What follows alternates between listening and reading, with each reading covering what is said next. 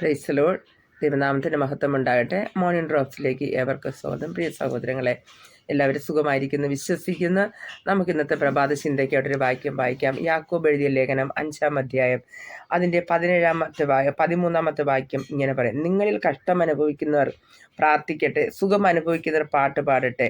അതിൻ്റെ 15-ാമത്തെ വാക്യം: എന്നാൽ വിശ്വാസത്തോടു കൂടിയ പ്രാർത്ഥന ദീനക്കാരനെ രക്ഷിക്കും, കർത്താവ് അവനെ എഴുന്നേൽപ്പിക്കും, അവൻ പാപം ചെയ്തിട്ടുണ്ടെങ്കിൽ അവനോട് ക്ഷമിക്കും.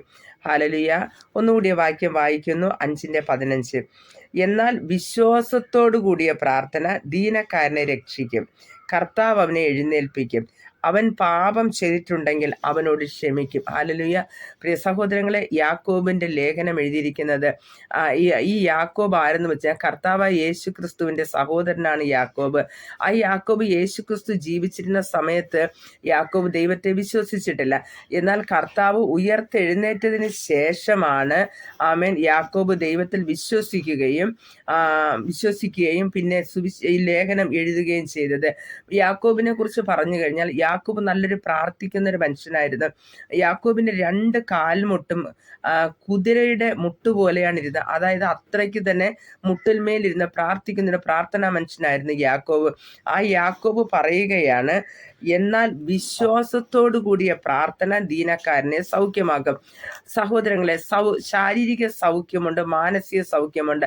അതായത് നമ്മുടെ ഇന്നർ ഹീലിംഗ് ഉണ്ട്, നമ്മുടെ ആന്തരികമായിട്ടൊരു ഹീലിംഗ്. അതായത് നമ്മുടെ മനസ്സിലേക്ക് തട്ടുന്ന, നമുക്ക് മനസ്സിനൊരു സമാധാനം, ഒരു ശരീരത്തിന് സുഖമുണ്ടെങ്കിൽ മാത്രമേ മനസ്സിന് സമാധാനം ഉണ്ടാകത്തുള്ളൂ. എന്നാൽ നമ്മുടെ ശരീരത്തിൽ ഒരു കുഞ്ഞു വിരലിനെങ്കിലും ഒരു ക്ഷീണം വന്നാൽ, ഒരു വേദന വന്നാൽ, ഒരു മുറിവ് വന്നാൽ അത് നമ്മുടെ ഹോൾ ബോഡിയിൽ അത് ഫീലാകും. നമ്മുടെ മനസ്സ് മടുക്കും. നമുക്ക് വേദന വരുമ്പോൾ നമുക്കൊരു ഭാരമുണ്ടാകും. അതുകൊണ്ട് രോഗസൗഖ്യം എന്ന് പറയാൻ നമ്മുടെ അവകാശമാണ്. രോഗത്തെ സൗഖ്യമാക്കുന്ന ദൈവം, ഹല്ലേലൂയ, വചനമാണ് പറയുന്നത്. ദൈവത്തിന്റെ വചനം ഇങ്ങനെ പറയുന്നത്: നിങ്ങളുടെ അകൃത്യമൊക്കെ ഞാൻ മോചിക്കുന്നു, നിങ്ങളുടെ സകല പാപത്തെയും നിങ്ങളുടെ രോഗത്തെയും ഞാൻ സൗഖ്യമാക്കുന്നു, സകല പാപത്തെയും ഞാൻ ക്ഷമിക്കുന്നു, എൻ്റെ അടിപ്പിണാൽ നിങ്ങൾക്ക് സൗഖ്യം വന്നിരിക്കുന്നു. അത് പറയുന്ന കർത്താവിൻ്റെ ക്രൂശീകരണത്തോടനുബന്ധിച്ച് കർത്താവ് ക്രൂശിന്മേൽ മരിക്കപ്പെട്ടത് നമ്മുടെ പാപത്തെയും ശാപത്തെയും രോഗത്തെയും കർത്താവ് വഹിച്ചു. ഹല്ലേലൂയ. അത് ക്രൂശിന്മേൽ വഹിച്ചാണ് നമുക്ക് പാപക്ഷമയും രോഗത്തിൽ നിന്നുള്ള വിടുതലും എല്ലാ ആശ്വാസവും കർത്താവ് തന്നത്. നമുക്ക് അതുപോലെ തന്നെ യെശയ്യാവിൻ്റെ പുസ്തകം 38-ാം അധ്യായം നമുക്ക് നോക്കാം.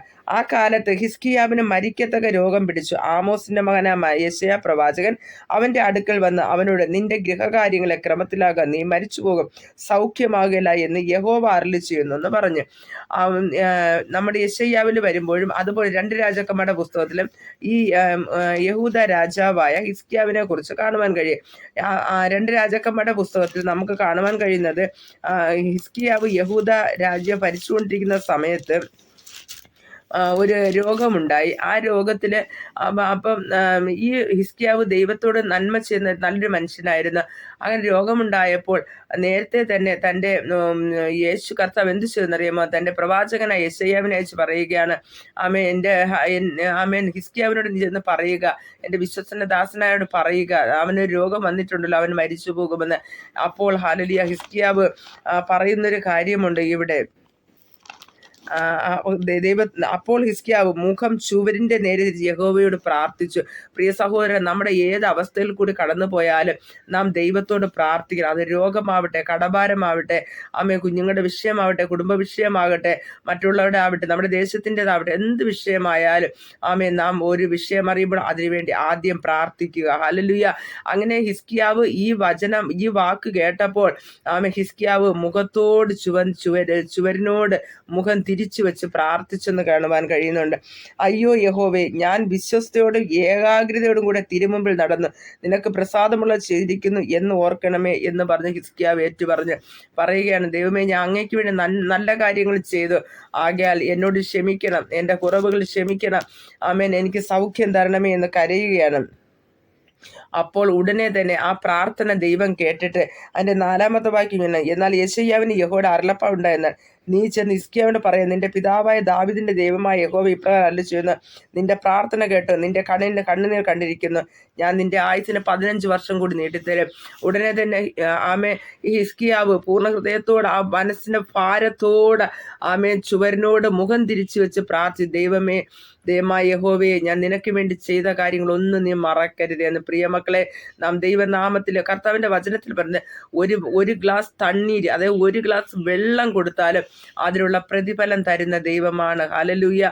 ദൈവം നമുക്ക് പ്രതിഫലം തരാതിരിക്കത്തില്ല. അപ്പൊ ഹിസ്കിയാവ് പറയുകയാണ്, ഞാൻ അങ്ങേക്ക് വേണ്ടി ചെയ്ത് ഓർക്കണമേ, എൻ്റെ ആയുസ് നീട്ടിത്തരണമേ, എന്നെ സൗഖ്യമാക്കണമേ. ഉടനെ തന്നെ ഏത് പ്രവാചകനിലൂടെയാണോ ദൈവം ഹിസ്കിയാവിനോട് പറഞ്ഞത്, ആ പ്രവാചകനെ തന്നെ അയച്ചു പറയുന്നു, മരിക്കുമെന്ന് പറഞ്ഞു. എന്നാൽ ഇപ്പൊ പറയുന്നു, അവനോട് പറയുക, മരിക്കുകയല്ല, നീ 3-ാമത്തെ ദിവസം ആലയത്തിൽ പോകുമെന്ന്.